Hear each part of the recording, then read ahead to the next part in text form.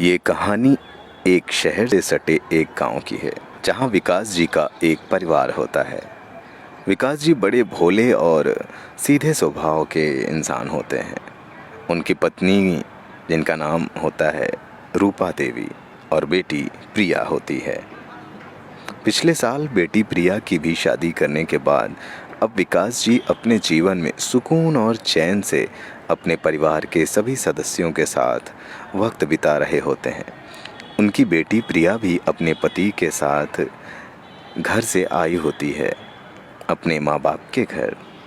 और प्रिया की माँ, भले ही एक बेटी प्रिया की शादी के बाद बेटी दामाद वाली औरत हो गई हों, पर प्रिया की माँ शहर के परिवार में पली बड़ी लड़की होती हैं। उसकी शादी भले ही शहर से सटे विकास जी के गांव में विकास जी से हुई हो, पर सच तो ये है कि प्रिया की माँ रूपा आज भी अपने को एक नौजवान लड़की से कम नहीं समझती हैं। और रूपा प्रिया की माँ होती भी है बहुत खूबसूरत। बेटी प्रिया की माँ रूपा और प्रिया का चेहरा बेटी होने के नाते काफ़ी मिलता जुलता है।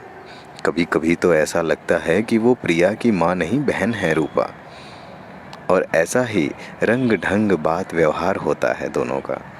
रूपा से खुली विचारधारा की अपनी बेटी दामाद से दोस्त की तरह बात करती, और अपने पति को तो कुछ समझती ही नहीं, मानो विकास जी पर ही रूपा का राज चल रहा हो।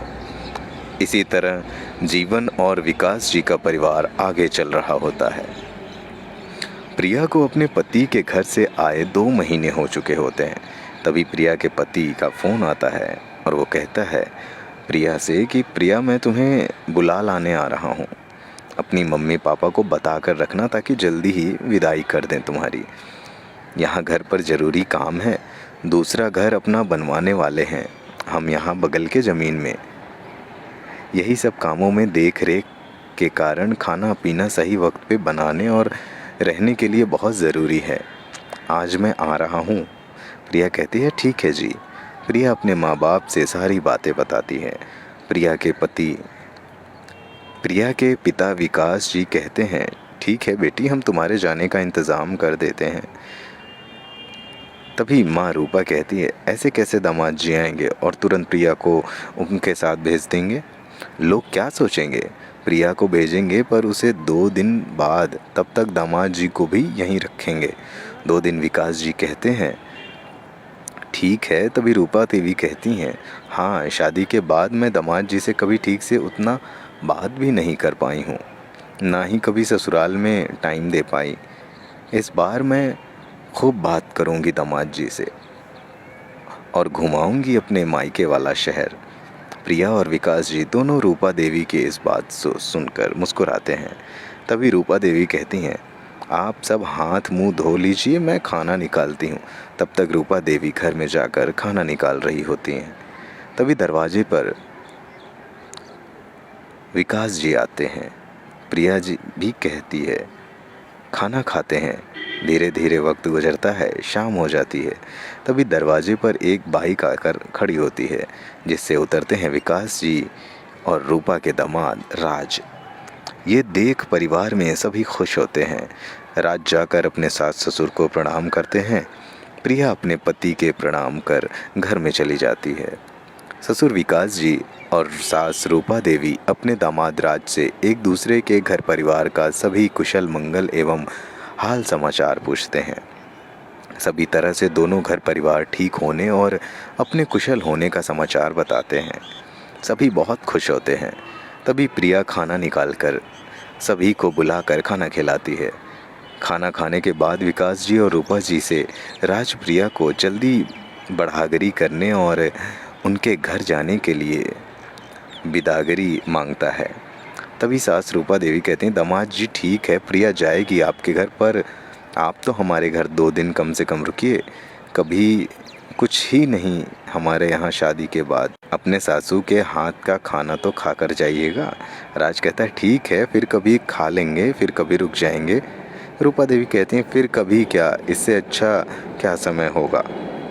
आज और कल 2 दिन आप हमारे साथ यहीं रुकिए, परसों आपके घर प्रिया चली जाएगी आपके साथ। तब तक हम प्रिया के जाने की तैयारी भी कर देंगे दामाद जी। दामाद जी राज सब सुन रहे होते हैं कि फिर सास रूपा देवी कहती हैं, दामाद जी आज आप मुझे मेरे मायके ले चलेंगे घूमने, वहाँ भी आपको देखने के लिए सभी बहुत दिनों से कह रहे हैं। उन सभी से भी तब तक इसी 2 दिन के बीच में मिल लेंगे। राज कहता है, ठीक है, जैसी आपकी इच्छा। ये सुन रूपा देवी खुश होती हैं। प्रिया कहती है अपने पति से, हाँ जी, आप माँ के साथ मेरे मामा जी के घर चले जाइए, ताकि वहाँ भी हमारे मामा मामी आप सबको देख लेंगे। तभी घर के अंदर से प्रिया की माँ अपनी एक छोटी सी पर्स लेकर पूरी तैयारी में वहाँ आकर कहती है, आइए चलिए दामाद जी। दामाद राज बाइक स्टार्ट करता है। मस्त सासू जी शहरी स्टाइल में चश्मा लगाकर बाइक पर बैठती हैं और राज के साथ वहाँ से निकलती हैं। जब बाइक हाईवे पर जाती है तो राज बाइक का स्पीड तेज करता है, जिसके कारण सास रूपा देवी राज को जोर से पकड़ती हैं। राज को बहुत अच्छा फील होता है। रूपा देवी को तो ऐसा लगता है जैसे उसकी जवानी के दिन याद आ गए हों। तभी रूपा कहती है, दामाद जी आज आपने मुझे अपनी जवानी के दिन याद दिला दिए, जब हम अपनी शादी के पहले अपने दोस्तों के साथ घूमा करते थे। राज कहता है, बहुत अच्छा सासू जी। रूपा देवी कहती हैं, दामाद जी बुरा ना माने तो मेरी बात को और ना मुझे गलत समझे, आपको अपनी बाहों में लेकर तो मुझे ऐसा लगता है जैसे आपको मैं कभी छोड़ूं ही ना, ऐसे ही पकड़ कर रखूं। अगर आप कहें तो मैं और ज़ोर से पकड़ लूं। राज ये सब सुनकर आश्चर्य से सोचता है और फिर राज को कहती है, राज तुम इसी तरह बाइक चलाते रहो, मैं तुम्हारे कंधों पर सर रखकर सोती रहती हूँ। और राज के दोनों बाहों को अपनी बाहों में भरकर बाइक पर पीछे सुकून से कंधे पर सर रखकर सोए सोए बातें कर रही होती है। राज को इतना सब सुनकर और बाहों में बाहें डालने पर अब एक बहुत ही रोमांटिक फीलिंग आने लगती है अपनी सास के रूपा के प्रति, और रूपा भी तो यही चाहती है। तभी बाइक जाकर एक चौराहे पर रुकती है। राज कहता है, अब यहाँ से किधर जाना है सासू जी? रूपा देवी रास्ता बताती हैं। थोड़ी ही दूर पर रूपा देवी का मायके आने वाला होता है। जहाँ वो पहुँचती हैं, घर पर देखती हैं कोई नहीं होता। तभी एक नौकर आकर कहता है कि सब कोई अर्जेंट एक काम से गए हैं, एक रिलेशन में, कल सुबह तक आ जाएंगे। कुछ शादी का माहौल था, अर्जेंट रात भर के लिए सभी को जाना पड़ा। आप दोनों आज रात यहीं रुकिए, कल सुबह सबसे मुलाकात हो जाएगी। हम आप दोनों के खाने पीने रहने का इंतज़ाम करते हैं। रूपा अपने माँ बापूजी से बात करती है, कहती है, बेटी आज रात भर की बात है, वहीं रुक जाओ, शादी ख़त्म होते ही हम कल सुबह ही वहाँ आ जाएंगे। रूपा कहती है, ठीक है। दोनों वही रुकते हैं। शाम से रात होती है। दामाद राज और सास रूपा देवी दोनों एक ही रूम में बातें करते करते सो जाते हैं। तथा जब रात को 1 बजे नींद खुलती है तो पता चलता है राज और रूपा एक ही बेड पर हैं। तभी रूपा को अपने पास राज को सोया पाकर मन में जवानी की फीलिंग उमड़ने लगती है और राज के शरीर पर लेटकर राज को प्यार करने लगती है। तभी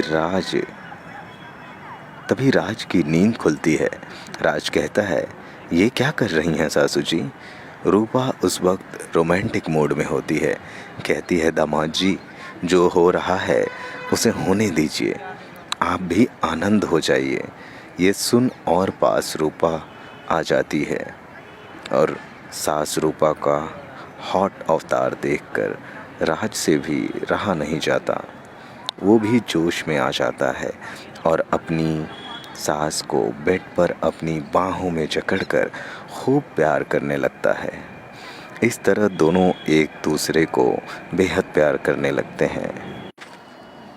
राज इतना ज़्यादा प्यार कर देता है अपनी सास रूपा देवी को कि रूपा देवी रोमांटिक होकर पागल हो जाती हैं और राज को अपने तरफ खींचने लगती हैं। थोड़े ही देर में दोनों अपने कंट्रोल से बाहर हो जाते हैं तथा दोनों हद की सारी सीमाएं लांघ लेते हैं, हद से गुजर जाते हैं। दोनों बहुत खुश और आनंद हंसमुख होकर एक दूसरे की बाहों में लिपटे रहते हैं तथा एक दूसरे से लिपटकर सो जाते हैं। सासू रूपा देवी कहती हैं, अब आप राज हमेशा महीने में मुझसे मिलने आते रहिए, ठीक है?